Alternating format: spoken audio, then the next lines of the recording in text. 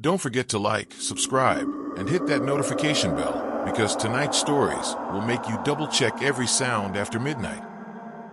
The red digits on the alarm clock glowed 12:47 a.m. when the first scream echoed through the quiet neighborhood. It wasn't the kind of scream you'd mistake for laughter or a nightmare. It was sharp, terrified, and cut straight through the cold night air. By the time the neighbors switched on their porch lights, everything had gone silent again. Minutes later, police cars swarmed the street, red and blue lights painting the sleepy houses in flickering color.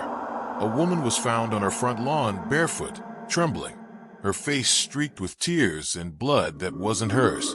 Her name was Melissa Carter, and all she could say, over and over, was, "He was in the house. He was in the house before midnight." That night became known in local news as the Carter incident, but what really happened inside that house was far stranger than the reports ever revealed. Earlier that evening, Melissa had been home alone. Her husband, Brian, was away on a business trip in Denver, and their 8-year-old daughter, Emma, was spending the night at her grandparents' house.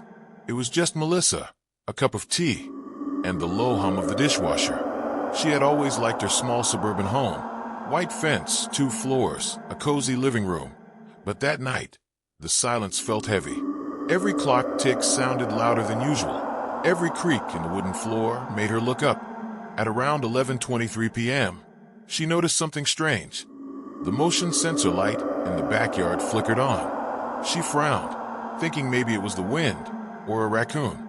But when she peeked through the kitchen blinds, she saw nothing. Still, the light stayed on. Shrugging it off, she went back to watching her late-night crime show, Cold Files. Real crimes solved after midnight. Ironic, she'd think later. By 11:56 p.m., she started getting sleepy.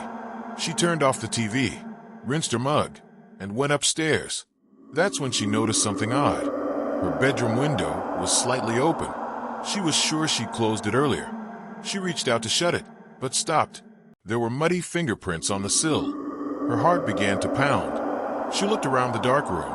Everything seemed normal, but her instinct screamed that something was off. She tried to convince herself it was Brian's old prints, or maybe Emma's, but deep down she knew neither of them had been near that window. Melissa quietly backed away and reached for her phone.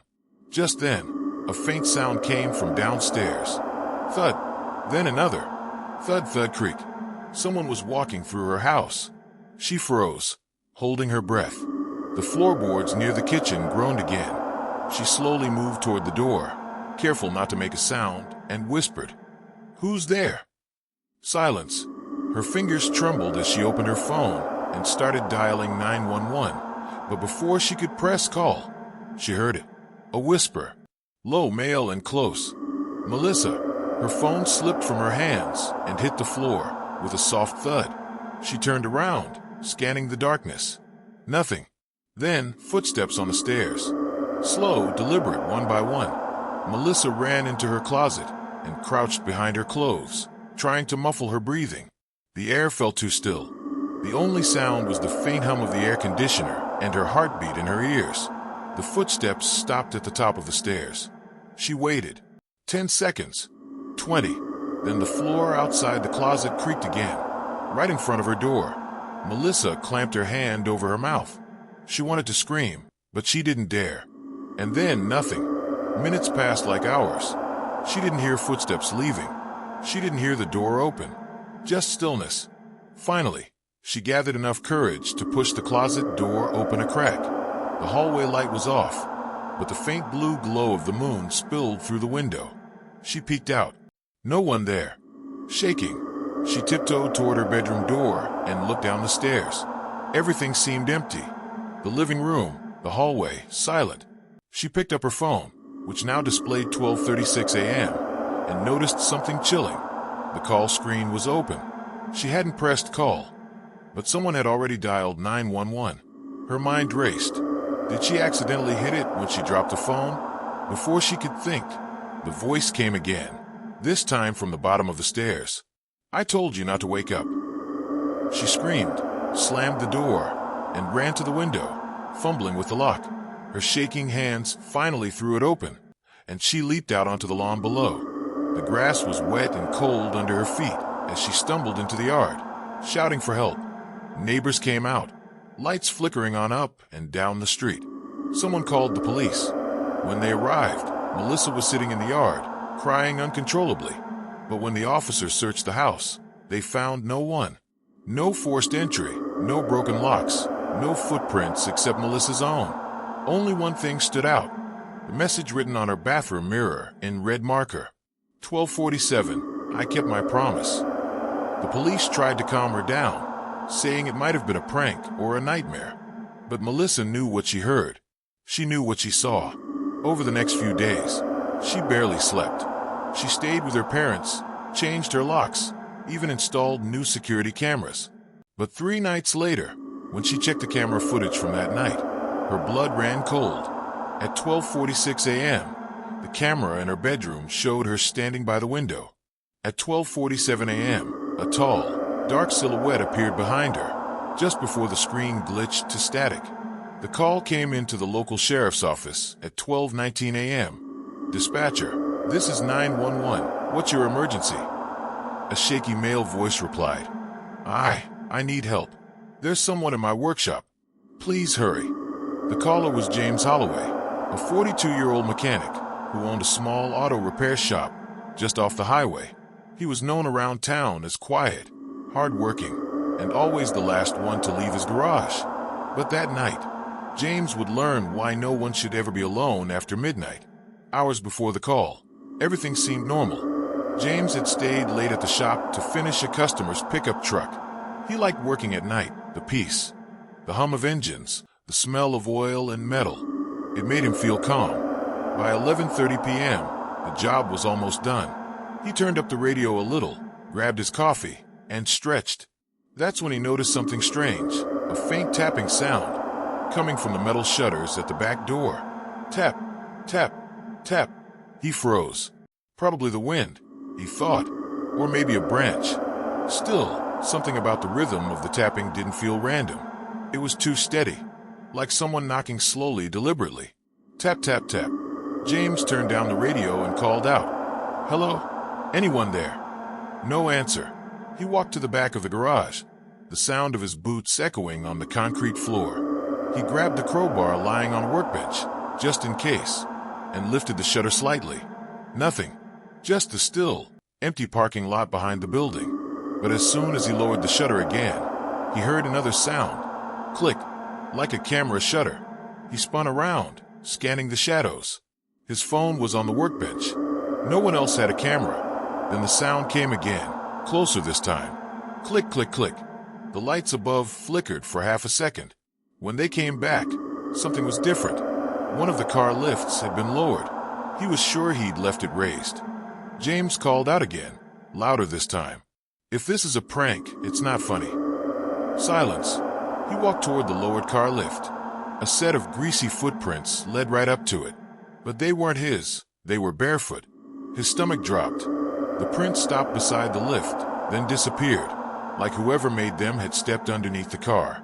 He bent down, trying to look under the vehicle, the flashlight on his phone cutting through the shadows. Hey, who's under there?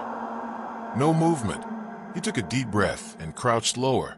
That's when he noticed the puddle of dark liquid slowly spreading toward his boots.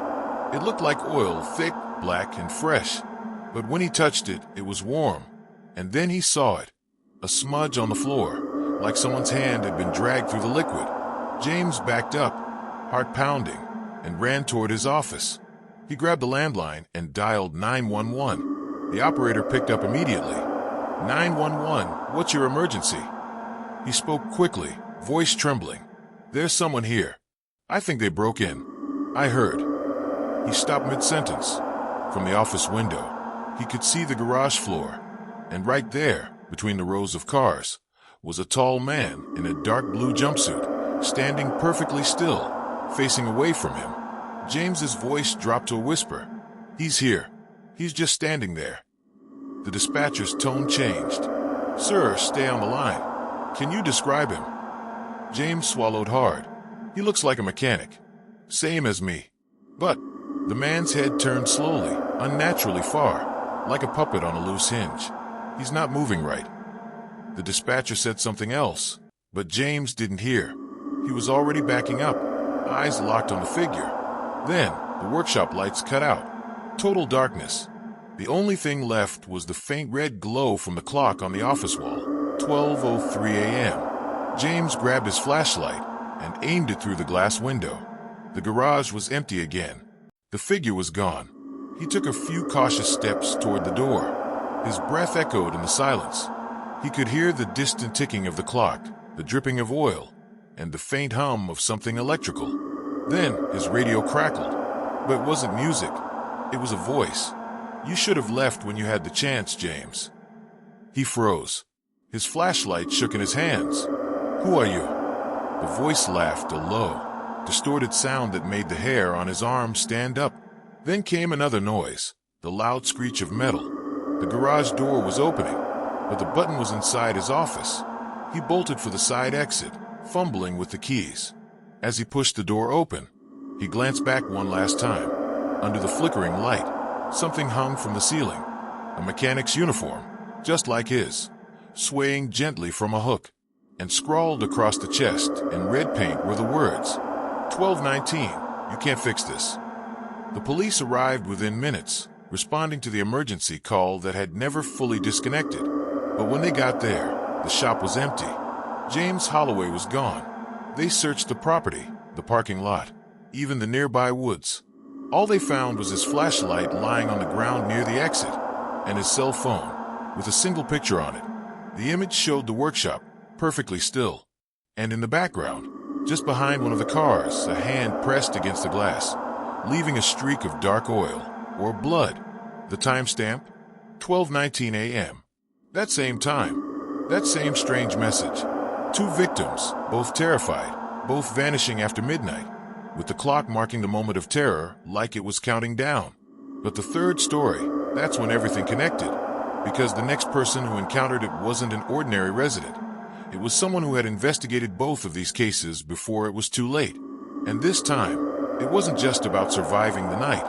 It was about uncovering what, or who, had been stalking the town after midnight.